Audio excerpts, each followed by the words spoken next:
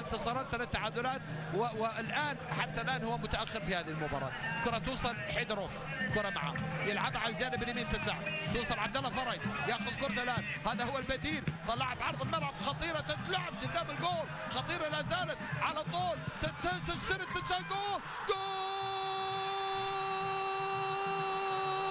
ناصر مسعود بالشباب يعود، ناصر مسعود بتسديده شبابيه يعود، ناصر مسعود هو الموعود في كل لقطه، موعود في كل مناسبه، مسنود في كل مباراه، موعود بهدف دائما، نعم على طول.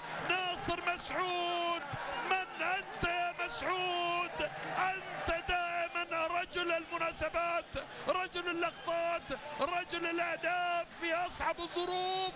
وووووووو مش معقول ناصر مسعود، الله، ناصر مسعود منح لقب الانتصار لفريق نادي الشباب هناك على مستوى الانديه الخليجيه.